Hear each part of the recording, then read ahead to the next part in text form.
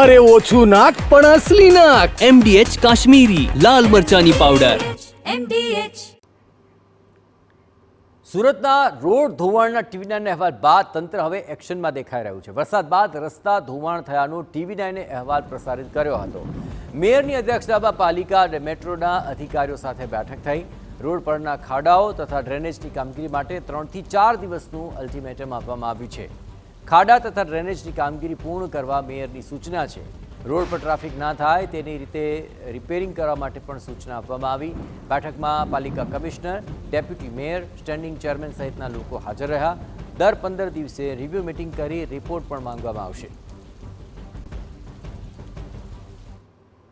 સુરત શહેરની અંદર જે રીતે રોડ રસ્તાની હાલત થઈ છે અને તેને અંતર્ગત જે રીતે મીડિયાની અંદર અહેવાલ પ્રસારિત થતાની સાથે જ સુરત મહાનગરપાલિકા દ્વારા જે તાત્કાલિક એક જે બેઠકનું આયોજન કરવામાં આવ્યું અને તમામ અધિકારીઓને જે સૂચન કરી દેવામાં આવ્યું છે. અત્યારે જે મેયર છે, ડેપ્યુટી મેયર, સ્ટેન્ડિંગ ચેરમેનના તમામ અધિકારીઓના અધ્યક્ષતાની અંદર તમામ અધિકારીઓને સૂચન કર્યું છે. તો આપણી સાથે મેયર જોડાયા છે, તેમની સાથે વાત કરીશું. કારણ કે કઈ રીતનું અધિકારીઓને સૂચન કર્યું છે અને કેટલી ગંભીર બાબત. સાહેબ, એક મિટિંગનું આયોજન તાત્કાલિક, કેટલી ગંભીર બાબત છે, લોકો પરેશાન થઈ રહ્યા છે અને કઈ રીતનું સૂચન કર્યું છે? આજે મારી અધ્યક્ષતામાં deputy mayor Shri, standing chairman Shri, commissioner Shri, તમામ ઝોનના ઝોનલ ચીફ, ઝોનલ ઓફિસર અને હેડક્વાર્ટર્સના તમામ અધિકારીઓ, સિટી એન્જિનિયર, કમિશનર શ્રી અને મેટ્રોના તમામ અધિકારીઓ સાથે એક સંકલન કરવામાં આવ્યું કે જે અતિ ભારે વરસાદ આવ્યો એમાં મેટ્રોના સીએનડી વેસ્ટ જ્યાં પડ્યો હતો ત્યાં પાણી ભરાણા હતા, જ્યાં સ્ટ્રોમ ડ્રેનેજ તૂટી છે મેટ્રોના હિસાબે, જ્યાં ડ્રેનેજ તૂટી છે તેનો 3 થી 4 દિવસમાં રિવ્યૂ કરવામાં આવે. જ્યાં ખાડા પડ્યા છે ત્યાં એસએમસીના અધિકારી અને મેટ્રોના અધિકારી કોઈ પત્ર વ્યવહાર નહીં કરે, ડાયરેક્ટ ફોન કરીને સંકલન કરે, જાતે બંને સ્પોટ્સ પર જાય અને ત્યાં જે તે પ્રકારનું કામ હોય એનું તાત્કાલિક રોડનું હોય તો રોડનું રિપેરિંગ કરે, ડ્રેનેજ કોઈ મોટી તૂટી હોય તેનો સર્વે કરી 3-4 દિવસમાં એનું કામગીરી કરે તે માટે કડક સૂચના આપવામાં આવી છે.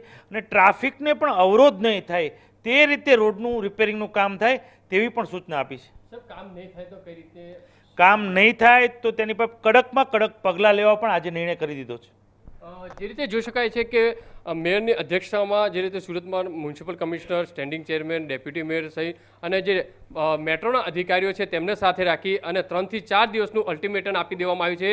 કારણ કે તમામ જે રોડ રસ્તા ધોવાણ થયા છે તાત્કાલિક રિપેરિંગ થાય અને સાથે સાથે ટ્રાફિકનું ભારણ ન થાય તે રીતે પોલીસને સંકલન રાખી અને આ કામગીરી કરવા માટેનું સૂચન કર્યું છે.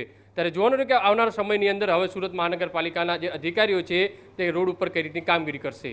કેમેરામેન સંજય ચંડલ સાથે બલદુ સુથાર, TV9 સુરત. અમદાવાદમાં એમસીની આ પ્રી મોન્સૂન કામગીરી ખાડે ગઈ છે. મેટ્રો સિટીમાં ઠેર ઠેર રસ્તા પર MDH ચણા મસાલા. હવે છોલા હોય કે ચોળા, સફેદ ચણા હોય કે કાળા ચણા, બધું મજેદાર બનશે. MDH.